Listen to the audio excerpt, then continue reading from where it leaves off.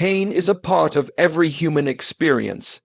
It's the price of being alive, the evidence that you're growing, that you care, that you're in the game of life. Nobody escapes it. Not the strong, not the wise, not the kind. Pain will visit you in many forms. The disappointment of betrayal, the sting of loss, the frustration of failure, the ache of dreams that didn't come true. But here's the difference between those who rise and those who fall. It's not whether they feel pain, it's what they decide to do with it. Suffering, my friend, is not caused by what happens to you, but by how you interpret what happens. You can't stop the rain, but you can choose whether to dance in it or curse it. You can't control people's behavior, but you can control how long you let it poison your peace. Pain knocks once. Suffering invites it to stay. Every time you replay that insult in your mind, every time you keep reminding yourself of what they did or didn't do, you're reopening the wound. You're living the same moment again and again, and that's what keeps you trapped. The real strength lies in learning to separate the two, pain and suffering. Pain says, "This hurt." Suffering says, "This will always hurt." Pain is natural, suffering is a choice. When something painful happens, feel it. Don't deny it, don't run from it. Acknowledge it, breathe through it, learn from it. But then let it pass. Don't make a home for it in your heart. The moment you decide to stop giving energy to what you can't change, you begin to heal. The truth is, life doesn't promise comfort. It promises lessons. Every wound carries wisdom. Every heartbreak carries direction. But if you're too busy resenting the pain, you'll miss the message. Ask instead, what is this trying to teach me? How can I grow because of it? That shift from resistance to reflection transforms pain into power. And once you understand this, you become unstoppable. You stop waiting for a pain, free life, and start mastering your response to life. The storms may still come, but they no longer drown you. The criticism may still arrive, but it no longer defines you. You may still feel pain because that's being human, but you'll no longer suffer unnecessarily because that's being wise. And wisdom, my friend, is what turns pain into peace. There comes a time in life when you must look in the mirror and realize that nobody can truly hurt you unless you hand them the power to do so. Most of us, without even knowing it, have given pieces of our peace to people who didn't earn it, to critics, to strangers, to those who never understood our journey. Every time you let someone's opinion determine your mood, every time you let their behavior dictate your reaction, you're saying, "Here, take control of how I feel today." That's giving your power away. You can't stop people from talking, judging, or misunderstanding you. But you can stop letting it affect your peace. You can't make everyone kind or thoughtful, but you can decide that their unkindness won't reach your heart. You must take back the authority you've surrendered, the authority over your emotions, your focus, your joy. Because the truth is, the world doesn't take your peace. You give it away when you react without awareness. People will always act according to their level of understanding, not yours. Some will speak from love, others from pain, some from ignorance. And when you realize that, you begin to see that their behavior is a reflection of them, not you. You don't have to attend every argument you're invited to. You don't have to respond to every opinion that crosses your path. Silence, at times, is the loudest declaration of strength. Taking your power back means choosing not to live in emotional debt. Not owing anyone your calm, your happiness, or your sense of worth. It's deciding that your peace of mind is non-negotiable. You guard it like treasure, because once you learn how to protect your inner world, no outer world can shake you. You become centered, calm amid chaos, grounded amid noise. And when that happens, you stop depending on other people's approval to feel good about yourself. You stop waiting for others to act right so that you can feel right. You stop letting external events set the rhythm of your emotions. You decide, this is my state of mind. I decide what enters, and I decide what stays. When you reclaim that power, life changes. The insults still come, but they no longer penetrate. The disappointments still happen, but they no longer destroy. You walk through life with quiet confidence, knowing that nothing outside of you can rule what's inside of you unless you allow it. That, my friend, is emotional freedom. It's not about controlling the world, it's about mastering yourself. The day you stop letting people pull the strings of your emotions is the day you become free. And once you've tasted that freedom, that steady, unshakable peace, you'll never hand your power away again. Your self-worth is not something the world gives you, it's something you discover, nurture, and protect from within. Too many people spend their lives chasing approval, applause, and recognition, believing that if enough people like them, they'll finally like themselves. But that's a trap, my friend. Because the moment your confidence depends on someone else's opinion, you've built your foundation on sand. The wind of criticism will blow, the tide of rejection will rise, and your sense of value will crumble with it. The truth is, nobody can measure your worth because they didn't create you. People can only see parts of your story, moments of your behavior, fragments of your effort, but only you know the battles you've fought in silence, the mountains you've climbed when no one was watching, the nights you cried and still showed up in the morning. That's your value. It's written in your resilience, not in your reputation.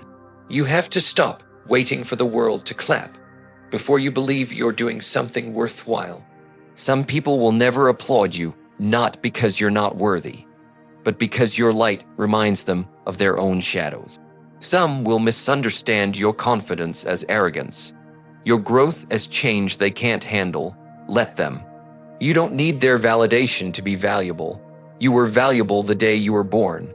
When you build yourself, worth from within, you stop shrinking to fit in rooms that don't deserve you. You stop chasing love that must be begged for. You stop over-explaining yourself just to be accepted. Instead, you begin to walk with quiet dignity, knowing that you have nothing to prove and no one to impress. You become immune to both criticism and praise, because your worth is not on trial anymore. Understand this. Your value doesn't increase when people recognize it, and it doesn't decrease when they ignore it. It remains constant like gold buried beneath the dirt, still shining, still precious, no matter who sees it. When you finally realize that your worth comes from who you are, not from what you have, not from who you know, not from what you've done, then you become untouchable. And once you reach that level of inner certainty, nobody and nothing can make you feel small again, because you'll no longer be seeking permission to exist or approval to feel good. You'll know that your worth is self-sustaining, rooted in your character, your integrity, your effort, your heart. That's where peace lives, that's where strength grows, and that's the kind of confidence no one can take from you. Forgiveness is one of the hardest things you'll ever do, but it's also one of the most powerful. People often misunderstand forgiveness. They think it means saying, "What happened was okay," but it doesn't. Forgiveness doesn't excuse the pain, the betrayal, or the injustice. It doesn't mean you forget what they did. It simply means you choose to no longer carry the weight of it. Because holding on to resentment doesn't hurt them, it poisons you. It keeps your heart chained to something that can no longer be changed. You see, when someone hurts you, they take a moment from your life. But when you keep replaying it, you give them your future too. Every time you relive the memory, every time you tell yourself the same story of how wrong it was, you're handing over more of your peace, more of your energy. You can't build tomorrow if you're still living inside yesterday's wounds. Forgiveness is how you release yourself from the past, so you can finally walk forward free. And let's be honest, forgiveness isn't a feeling, it's a decision. You might not feel like forgiving someone, especially when they don't apologize or even acknowledge their wrongs. But you don't do it for them. You do it for you.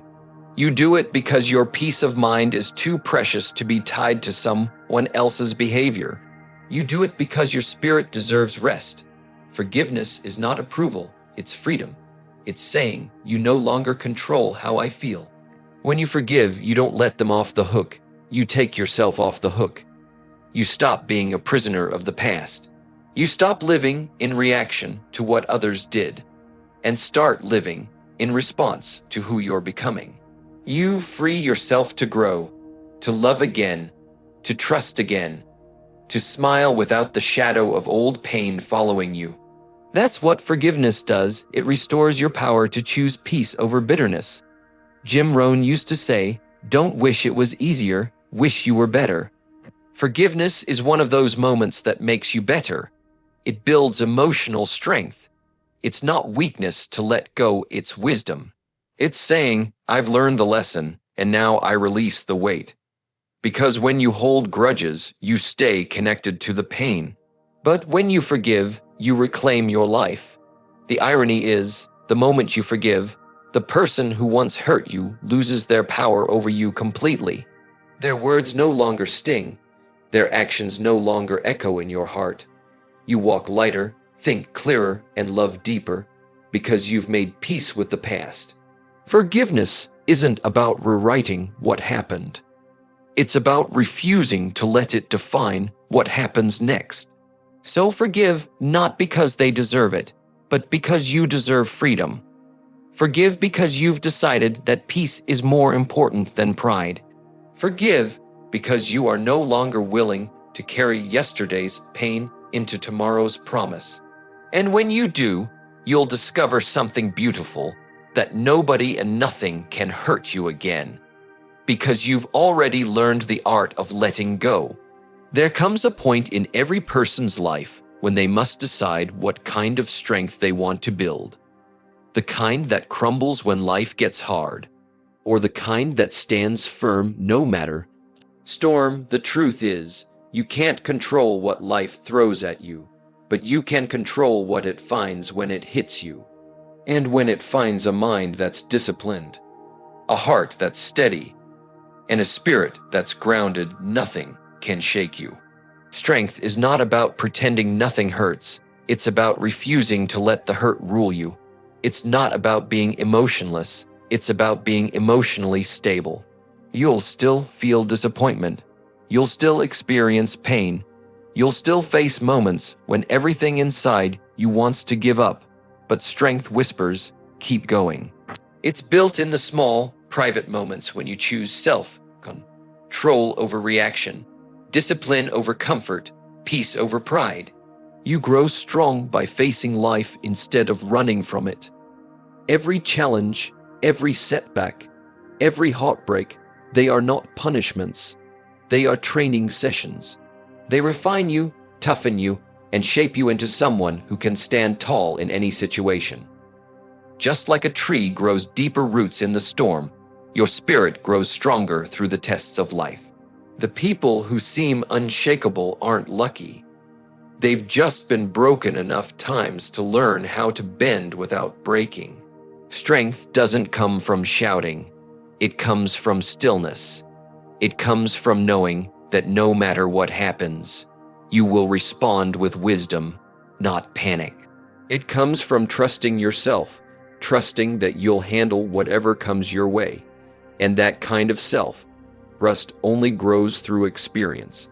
You must go through the hard days, the lonely nights, the silent tears, because those are the seasons that carve strength into your soul.